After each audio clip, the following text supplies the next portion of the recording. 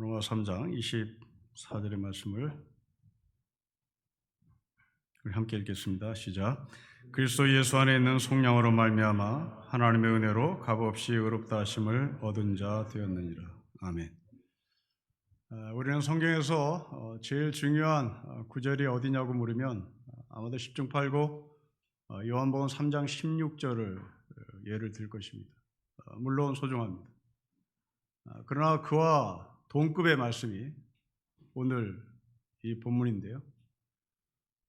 이 24절은 로마서의 핵심이기도 하고 또한 성경의 핵심 구절이기도 합니다. 왜냐하면 성경은 예수 그리스도로 말미암아 구원을 얻는다는 것이 핵심이기 때문에 그렇습니다. 그래서 이 구원이란 인간이 갖고 있는 모든 악과 고난에서 자유하는 것을 말합니다. 모든 악과 고난을 하나로 묶으면 그것은 죽음입니다. 어떤 사람은 우리가 사는 것이 아니라 죽음을 향해서 가고 있다고 표현합니다. 이것은 사도 바울이 죄의 삭은 사망이라는 말에 기초합니다. 우리가 하루하루 살아가는 것이 아니라 죄의 삭은 사망이라는 말씀에 근거해서 보면 무덤을 향해서 가는 것이고 죽음을 향해서 가는 것입니다. 오늘 본문을 우리가 이해하려면 23절을 연결시켜서 이해를 해야 할 텐데요. 여러분 23절의 말씀은 두 토막으로 나눌 수 있습니다. 첫째로 모든 사람이 죄를 범했다는 것이고, 둘째로 그로 인하여 하나님의 영광에 이르지 못했다는 말입니다. 여러분 첫째, 바울은 모든 사람이 죄를 범했다고 얘기합니다. 바울은 죄에 대한 철학적인 의미, 신학적인 개념 말하지 않습니다. 바울은 죄를 저질렀다, 죄를 행했다라고 말합니다. 대상은 모든 사람입니다. 모든 사람이 죄에 대한 개념을 알고 있다가 아니라 모든 사람이 죄를 범했다. 모든 사람이 죄에 대한 신학적인 정의를 갖고 있는 것이 아니라 모든 사람이 죄를 범했다라고 얘기합니다. 또 하나 하나님의 영광에 이르지 못했다는 것이죠. 여기서 이 하나님의 영광에 이르지 못했다는 말은 목이 마르다, 갈급하다 이런 말입니다. 사도 바울은 로마서 1장에 이미 우리가 하나님께 예배를 드리지 않자 피조물을 조물조보다 더 깊이 사모하고 예배를 드리자 하나님께 영광을 드리지 못한다, 갈급하다, 목이 마르다 라는 말을 한 것입니다. 여러분 예레미야 선지자는 이스라엘 백성들에게 말합니다. 너희가 생수의 근원을 버리고 터진 웅덩이를 팠다라는 말합니다. 그래서 이 생수의 근원 대신 하나님, 이스라엘 백성들은 이 하나님을 버리고 자기네들이 스스로 웅덩이를 팠는데 그 웅덩이가 터진 웅덩이였던 겁니다. 이 터진 웅덩이는 당연히 거기에서 물을 충분히 공급받을 수 없을 것이고 또 그 물이 없음으로 말미암아 메말랐을 것이고 목말랐을 것이고 갈급했을 것입니다.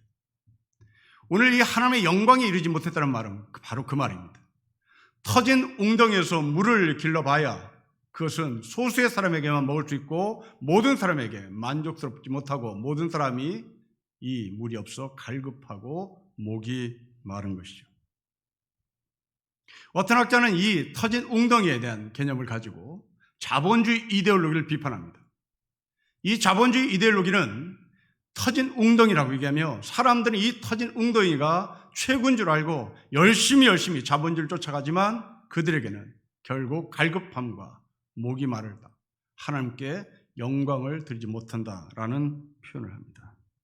여러분 예를 들어 보십시다. 제가 지금 이 강대상에 있는 십자가를 패대기 친다고 가정합시다. 그렇다면 여러분들은 굉장히 심각해질 것입니다. 그리고 깜짝 놀랄 것이고 더 심지어는 저를 탄핵하겠지요. 그런데 바로 제 옆에서 돈다발에 불을 붙이고 돈을 태운다고 가정합시다. 저는 십자가를 패대기 치고 있고 누군가는 제 옆에서 지폐다발에 불을 붙여 이 돈을 태웁니다. 자, 여러분들 이 둘 중에 여러분의 눈길에, 여러분의 초점은 누구에게 더 깊은 눈길을 보낼까요? 십자가에 패대기 치는 저에게 초점을 잡으시겠습니까? 아니면 돈다발에 불을 붙이고 돈을 태우는 누군가에게 초점을 맞추겠습니까? 여러분, 십자가를 패대기 친다. 그것은 약간의 양심의 문제입니다. 약간의 신앙의 갈등입니다. 그런데 자본주의사에서 이 돈을 태운다는 것은 돈을 종이로 보지 않기 때문에 깜짝 놀라는 겁니다. 이 돈이 터진 웅덩이임에도 불구하고, 이 터진 웅덩이에서 우리는 갈급함이 있다는 것을 분명히 알면도 불구하고 우리는 그것을 인정하고 싶지 않습니다. 이 터진 웅덩이에서 이 자본주의가 숭상하는 돈이 우리에게 영원한 생수와 생명수를 줄 것이라고 착각합니다. 그래서 학자들은 자본주의는 유사 기독교라고 말하죠. 오늘 여러분들이 온라인 예배를 들으면서 헌금을 할 것입니다. 여러분들이 드리는 헌금과 매달 정기적으로 은행에 가서 정기적금을 넣을 때의 심정을 비교해 보십시오. 어느 발걸음이 더 기쁠까? 교회 헌금 바구니에 헌금을 넣는 손길이 기쁠까? 아니면 매달 은행에 나가서 정기적금을 넣을 때의 발걸음이 더 가벼울까? 어떤 것이 기쁘며 어떤 것이 소망이며 어떤 것이 행복이며 어떤 것이 우리에게 더 현실적인 가치가 있을까? 우리는 헌금 넣을 때는 웃지 않습니다. 그러나 은행에 가서 적금 통장에 돈을 넣고 통장에 잔액이 찍힌 것을 보고 우리는 웃지요. 은행에 돈을 넣을 때는 마음이 든든합니다. 그리고 그 은행에 돈을 넣을 때는 우리는 소망을 갖습니다. 실제적인 소망입니다. 약속된 소망입니다. 1년 후면 나는 이 돈을 타서 유럽 여행을 갈 수 있다. 나는 2년 후면 이 돈을 타서 집을 살 수 있다. 나는 3년 후면 아주 정확하게 꿈이 완성되는 시점을 이 은행은 약속을 합니다. 그러나 헌금은 그런 약속을 하지 않습니다. 제 아무리 헌금을 쏟아 부어도 2년 후에 내가 어떻게 될지에 대해서 약속을 안 해요. 3년 후에 내가 이 돈을 들고 천국에 갈 수 있다고 하는 약속도 하지 않습니다. 그러게 우리는 헌금을 할 때는 무거운 마음으로, 그리고 은행에 돈을 넣어갈 때는 아주 가볍고 기쁨과 행복과 실제적인 소망을 갖습니다. 돈은 이만큼 인격이 있고 돈은 이만큼 능력이 있습니다. 사마천의 사기라는 책을 보면 이런 말이 있다 그러는데요. 사람들은 자기보다 10배 부자면 상대방을 헐뜯고, 자기보다 100배 부자면 상대방을 두려워하고, 자기보다 1000배 부자면 그 사람에게 고용당하고, 자기보다 10,000배 부자면 그 사람의 노예가 된다. 왜요? 갈급함. 터진 웅덩이에서 자기의 목을 적셔줄 것이라고 착각한 사람이 갖게 되는 갈급함이죠. 이 상태가 하나님께 영광을 돌지 못한, 하나님께 영광에 이르지 못함이라는 바울의 표현입니다. 자, 그러면 어떻게 해야 하는가? 당연히 터진 웅덩이를 버려야 합니다. 피조물을 조물주보다 더 사랑한 것을 포기해야만 되는 겁니다. 다시는 죄를 짓지 않겠다고 고백하고 결심을 해야 되는 겁니다. 이건 자연스러운 순서고 상식입니다. 그런데 바울은 그 말을 할까라는 이 질문에 정말 충격적인 말씀을 우리는 만납니다. 여러분 24절 말씀 보십시오. 23절과 24절을 연결시켜 보십시오. 모든 사람이 죄를 범하였음에 하나님의 영광에 이르지 못하더니 그리스도 예수 안에 있는 성령으로 말미암아 하나님의 은혜로 값없이 의롭다 하심을 얻은 자가 되었다라고 말합니다. 여러분 23절과 24절에 우리의 상식으로 얘기하면 회개해야 된다. 터진 웅덩이를 버려야 한다. 피조물을 조물주보다 사랑했던 것을 회개하고 돌아서야 한다 하는 조건이 붙어야 되는 겁니다. 23절과 24절 사이에 조건이 붙어야 되는 것인데 바울은 조건을 붙이지 않습니다. 너희가 하나님께 영광을 돌리려면 하나님의 그 목마름을 채울 수 있으려면 이렇게 해야 돼, 저렇게 해야 돼, 돈을 버려야 돼, 터진 웅덩이를 버려야 돼 하고 조건을 말한 것이 순서일진데, 바울은 조건을 말하지 않고 느닷없이 24절에 의롭다 하심을 얻었다고 선포합니다. 여러분, 이것이 충격입니다. 24절의 말씀을 여러분 다시 보셔야 됩니다. 의롭다 하심을 얻을 것이다라는 미령도 없습니다. 의롭다 하심을 얻을 것이라고 하는 소망을 던지지 않습니다. 의롭다 하심을 얻었다라고 선포를 합니다. 여러분, 이런 바울의 설교를 우리는 받아들일 수 있을까 하는 겁니다. 예수 그리스도를 믿는다 여러분들이 이 본문의 말씀을 받아들일 수 있을까라고 하는 질문에 우리는 자신감 있게 말할 수가 없습니다. 지금 로마교는 대단히 충격적인 사도 바울의 설교를 듣는 겁니다. 지난주에 우리가 로마교회에 대한 분위기를 살펴봤습니다. 인격과 열심히, 인격이 배제된 열심의 교회였습니다. 경쟁하는 교회였습니다. 열심으로 성도들에게 경쟁을 통하여 구원의 길에 갈 것이라고 말했던 교회입니다. 이런 교회에 바울이 느닷없이 와서 값없이라는 단어를 씁니다. 열심이 필요 없다. 경쟁이 필요 없다. 조건이 필요 없다. 값없이 너희는 구원을 받을 것이다 라는 말도 아니고 받았다 라고 선포를 합니다. 어느 교회 건물 벽에 있는 문구를 봤습니다. 그 문구의 내용이 이렇습니다. 회개하여 구원을 받자, 감사하여 복을 받자, 헌금해서 못하자. 여러분, 모두가 조건입니다. 그 교회 목사의 주장에 따르면 구원을 받으려면 회개를 해야 합니다. 성경은 그렇게 말하지 않습니다. 여러분, 회개하면 구원을 받는다가 아닙니다. 회개하기 전에 이미 구원을 받았습니다. 여러분, 23절 24절에 회개하라 없습니다. 이미 구원을 받았습니다. 저희 여러분들이 분명히 말합니다. 기독교는 회개를 우리에게 구원의 조건으로 걸지 않습니다. 회개는 구원의 결과입니다. 구원이 조건이 아니라 구원의 결과가 회개입니다. 구원받은 사람이 구원을 받은 것을 알고 회개할 뿐인 겁니다. 회개를 조건으로 걸고 우리를 구원의 반열에 내놓겠다고 하는 하나님의 방법은 성경에 없습니다. 그러나 로마교회는 회개하면 구원을 준다. 열심히 하면 구원을 준다. 경쟁에서 이기면 구원을 준다라는 거죠. 여러분, 이런 교회에 바울이 와서 설교를 했습니다. 바울은 이 교회, 로마 교회의 성도들에게 그들이 갖고 있는 주장을 뒤집습니다. 회개는 구원의 조건이 아니라 회개는 구원의 결과일 뿐이고, 우리 모두는 회개하기 전에 이미 하나님께서 예수 그리스도의 성령으로 말미암아 우리를 의롭다 명하셨고 의롭다라고 마침표를 찍은 겁니다. 여러분, 지금 한국교회 이 23절과 24절을 정확하게 강해를 해서 성도들에게 전달하면 굉장히 충격적인 상황에 처한 목사들, 상황에 처한 성도들 부지기수로 많을 겁니다. 왜? 우리는 회개를 해야 구원을 받는다고 배웠거든요.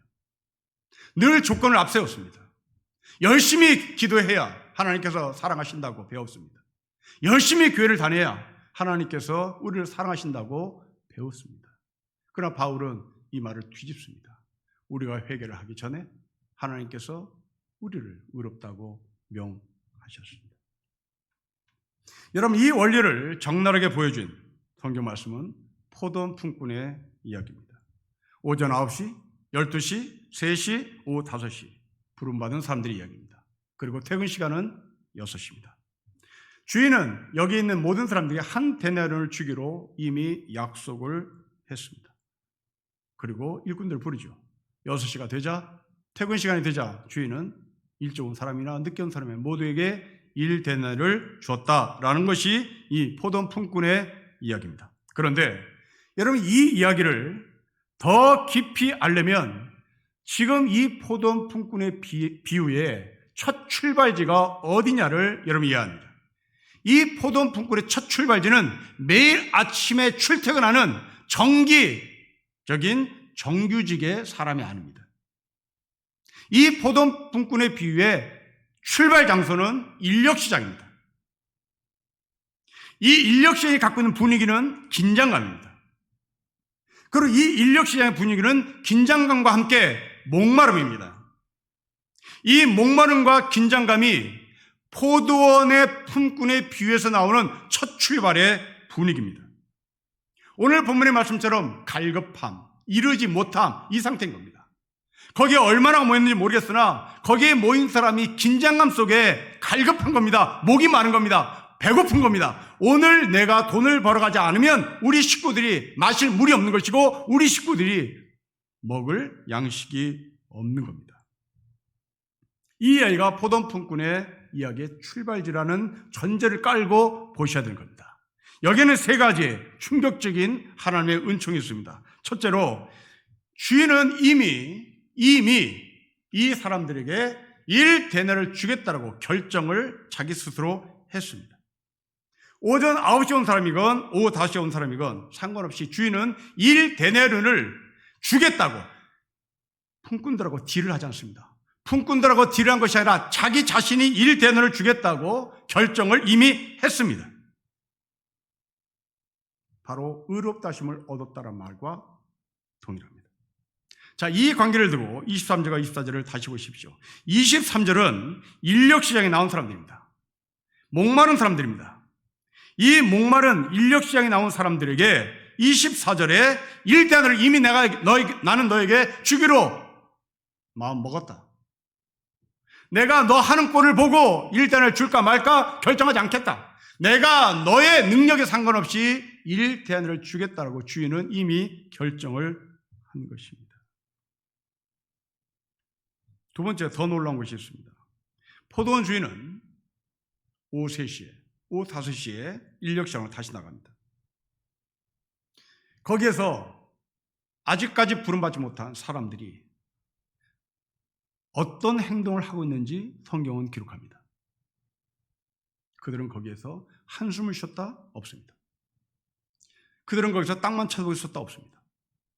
놀랍게도 그들은 3시에 부름받은 사람들, 5시에 부른 사람들 거기에서 놀고 있었습니다. 무슨 행동을 했는지 모르지만 성경은 놀고 있다고 얘기합니다. 한숨을 쉬었다? 충분히 할 수 있습니다. 집에 갈 일이 까마득합니다. 땅만 쳐다보겠다? 코가 빠진 겁니다. 그런데 성경은 이상하리 많지. 코가 빠졌다, 두려워했다, 겁을 먹었다, 걱정했다, 먼 산을 쳐다봤다? 없습니다. 놀고 있었다. 이것이 성경의 워딩입니다. 이 사람에게 주인이 찾아가서 니들 왜 놀고 있느냐? 라고 묻질 않아요. 오라고.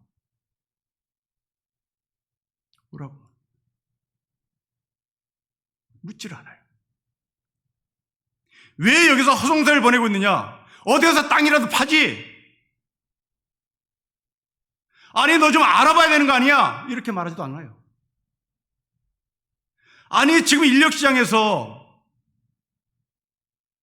너가 하루 일당을 벌 수 있는 길을 놓쳤다면 하루를 살기 위해 열심히 쫓아다녀야 될 거 아니야. 이런 말이 상식일진데 주인은 묻질 않고 부릅니다. 여러분, 이게 바로 믿음이라는 겁니다. 신뢰인 거죠. 주인은 놀고 있는 그 사람을 신뢰합니다.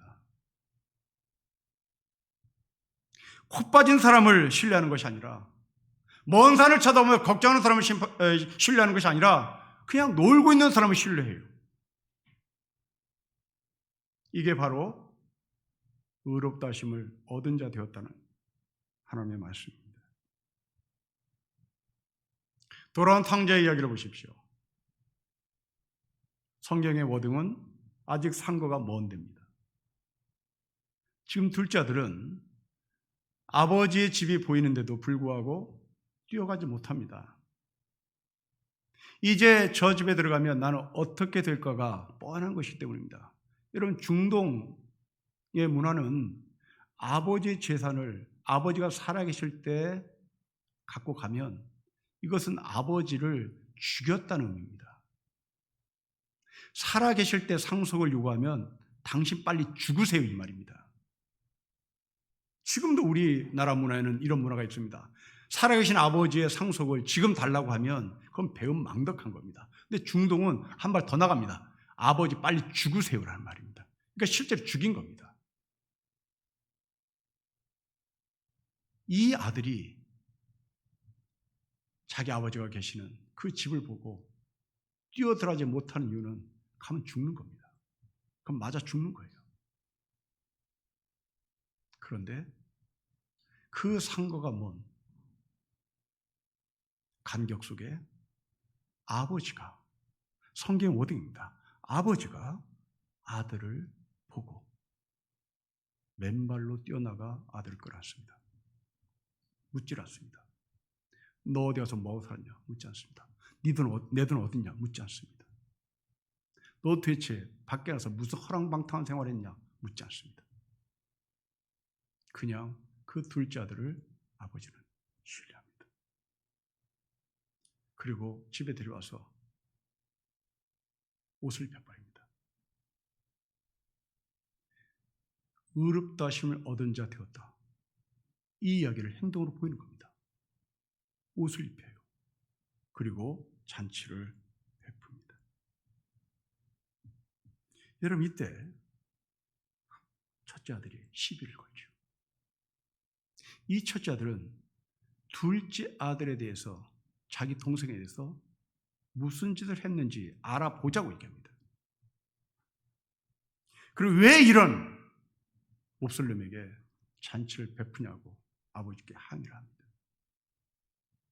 이때 아버지가 한 말입니다. 너는 항상 나와 함께 있었다. 너의 동생은 나 같아 두려운 사람이다. 여러분, 포도원 품꾼의 비유와 이 탕제 비유의 공통점이 무엇입니까? 일찍 온 사람, 첫째 아들의 공통점은 왜 나에게는 잔치를 베풀지 않습니까? 왜 나에게는 돈을 더 주지 않습니까? 그때 성경하는 말입니다. 누가 더 은혜를 받은 사람입니까? 오후 5시에 부름받은 사람이 은혜를 받은 사람입니까? 아니면 아침 9시부터 일한 사람이 더 큰 은혜를 받은 사람입니까? 여러분, 첫째 아들이 은혜를 더 받은 사람입니까? 둘째 아들이 은혜를 더 많이 받은 사람입니까? 양의 차원에서는, 분량의 차원에서는 오전 9시요. 그리고 첫째 아들입니다. 감격의 차원에서는 오후 5시요. 둘째 아들입니다. 자, 이제 여러분들은 산수에 능한 삶이 여러분에게 숙제를 주겠습니다. 분량으로 사시겠습니까? 감격으로 사시겠습니까? 우리는 늘 감격을 찾아요. 그러나 실제 삶은 분량이어야 되는 거예요. 오후 5시에 부름받은 사람은 감격이었겠죠. 그러나 그 감격을 만나는 시점까지 오전 9시부터 오후 5시는 졸였습니다. 마음이 졸인 거예요. 스트레스 받은 거예요. 그 스트레스가 병으로 갔을지도 몰라요. 둘째 아들이 밖에 나와서 돼지도 먹지 못하는 그 쥐염내매를 먹고 살 정도면 이 사람은 분명히 속병이 걸렸을 것입니다.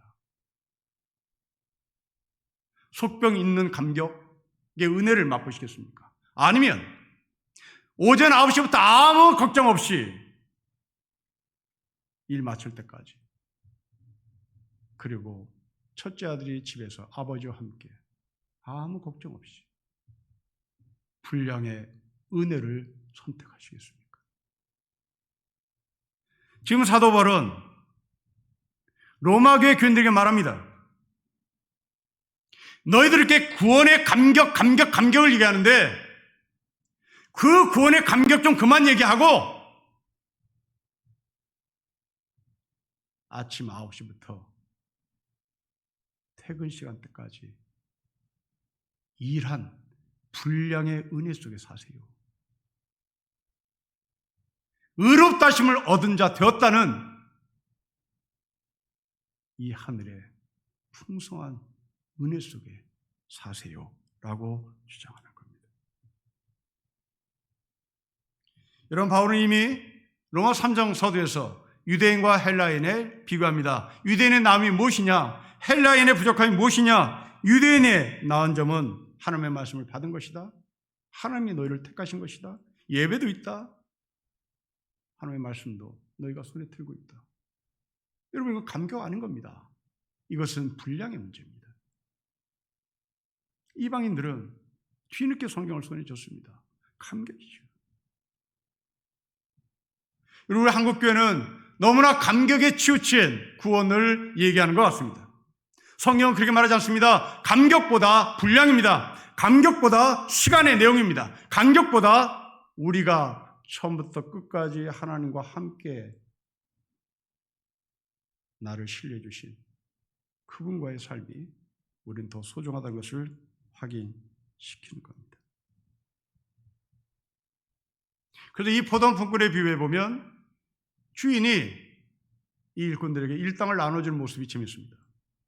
줄 서 하고 일당을 나눠주잖아요. 늦게 온 사람부터 줍니다. 왜 늦게 온 사람부터 줄까요? 먼저 온 사람들이 시비를 걸었거든요. 그 먼저 온 사람이 시비를 걸었다는 것은 은혜를 몰랐다는 겁니다. 이 은혜를 모르는 사람 저 뒤에 세워버려요. 그 은혜가 너희가 얼마나 컸는지를 알라는 메시지입니다. 여러분, 그렇습니다. 구원이 무엇입니까? 구원은 감격스러운 구원도 있고 분량의 구원도 있습니다. 이방인의 구원도 있고 유대인의 구원이 있습니다. 우리 보고 유대인의 구원을 선택할까? 이방인의 구원을 선택할까? 라고 물으면 우리는 당연히 저는 이방인의 구원을 선택하지 않겠습니다. 저는 유대인의 구원을 택하겠습니다. 저는 중간에 예수 믿는 사람의 길을 택할래? 모태신자를 택할래? 저는 모태신자를 택하겠습니다. 중간에 하늘산 기도원에 가서 기도하고 하나님을 만난 그 감격스러운 거 저는 인정하지 않습니다. 저는 그것을 택하지 않겠습니다.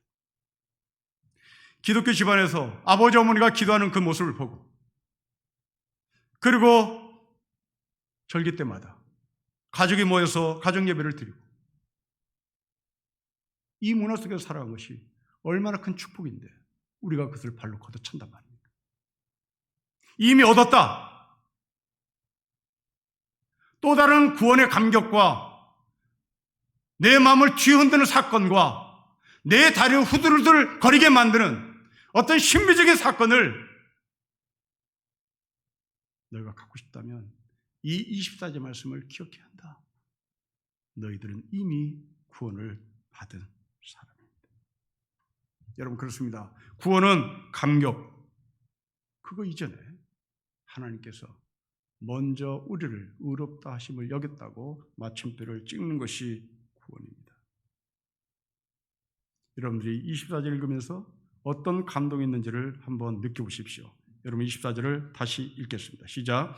그리스도 예수 안에 있는 성령으로 말미암아 하나님의 은혜로 가롭시 의롭다 하심을 얻은 자 되었느니라. 여러분, 전율이 있습니까? 없습니다. 여러분, 24절에 전율이 있으려면 조건을 걸고 그 조건을 내가 스스로 성취했을 때만 전율이 있는 겁니다. 그런데 24절은 제 아무리 천번 만번 읽어도 전율이 없어요. 왜냐하면 값없이라고 때문입니다. 여러분, 이 값없이란 말을 요즘 젊은이들의 언어로 표현하면 멍 때림입니다. 멍 때림. 뭐라고? 그 말입니다. 여러분, 23절과 24절의 말씀을 관계를 다시 보십시오. 하나님의 영광에 이르지 못하던 나에게 예수 그리스도의 성령으로 말미암아 하나님의 은혜로 값없이 의롭다 하심을 얻었어. 그러면 우리가 나오는 반응이 뭐겠습니까? 뭐라고? 멍이죠. 그런데 우리는 이 멍에 대한 구원의 반열에 가 있지 못하고 소나무 뿌리를 뽑아야 하나님이 나를 만나주시고 눈물 콧물 다 쏟아야 만나주시는 감기의 구원만을 얘기를 했습니다. 여러분, 구원받은 시점은 감격 아닙니다. 구원받은 시점은 멍입니다. 멍한 상태에서 출발합니다. 갈보리 언덕에서 일어난 구원받은 강도의 이야기를 보십시오. 예수님께서 십자가에 달려가실 때 그 옆에 2명의 강도가 있었습니다. 그 중에 한 강도가 예수님께 부탁합니다. 당신의 나라가 임할 때에, 당신의 나라가 임할 때에 나를 거기에 끼워주세요라고 합니다. 이때 예수님의 답이 특이합니다. 나 너에게 진짜로 얘기한다. 나 너에게 진짜로 얘기한다. 너 오늘 나와 함께 낙원에 있다. 여러분, 이 강도는 당신의 나라 임할 때에 그냥 막연히 던져본 거예요. 이런 강도에게 예수님께서 너 오늘 나와 함께 이랬을 때 이 강도가 감격했겠습니까? 그렇지 않습니다. 뭐라고요? 아니, 당신이 지금 십자가에 죽는 판인데, 당신이 지금 십자가에 죽는 판인데 오늘이라고? 당신이 부활하면, 당신이 이 세상을 평정하면 이 조건이 있어야 되는 거잖아요. 그런데 예수님은 당신의 나라가 임하면 이라는 조건을 말하는 이 사람에게 너 오늘 나와 함께 낙원에 있을 것이다 라는 말씀에 이 사람은 멍했을 것입니다. 하나님은 이 강도를 신뢰한 것이죠. 여러분, 자녀들을 늘 불신하고 자녀들의 말을 1도 받아주지 않다가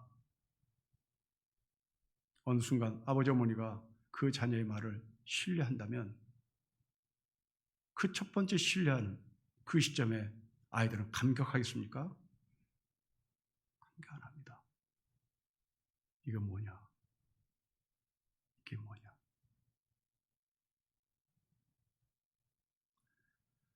그때부터 그 신뢰가 쌓이면 그때야 비로소 자식은 나의 아버지, 나의 어머니가 나를 신뢰하시는구나.